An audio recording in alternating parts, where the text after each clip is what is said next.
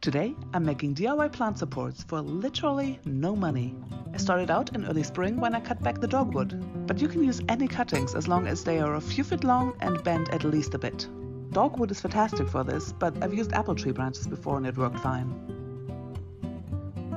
I sorted the branches, keeping any that were straight growing, that were about ½ centimeter to a centimeter in diameter at the thickest point. Then I grabbed a bit of cardboard from my latest Amazon delivery. Draw a big circle. Then mark an uneven number of spots evenly distributed. 9 worked great for me. Cut the circle and punch out the 9 marks with a hole big enough to fit the branches snugly. Choose 9 of the stronger branches and tie them at the top.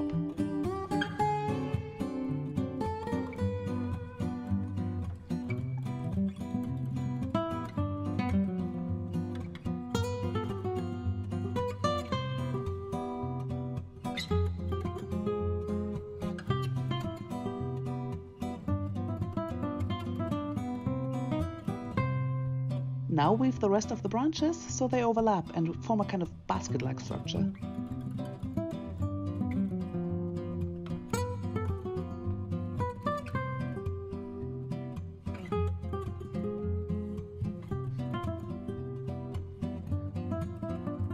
Here I'm attempting to do some fancy decoration at the top.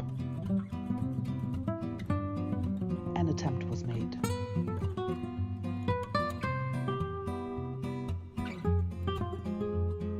When I watched the footage back, I saw that the bright spring sun was super harsh on film. I waited a few hours for soft light, and I hope you can make out enough to get the idea.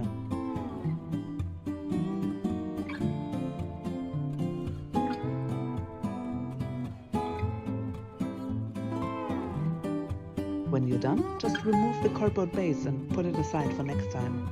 It's time to see our plant support in action. I'm cutting back last year's growth and I push the plant support over the shrub. The beauty of the support is that the plant will get light, but is protected from harsh weather, so it can grow up and spread up and over the support. This one's completely swamped already. This one's a bit shy.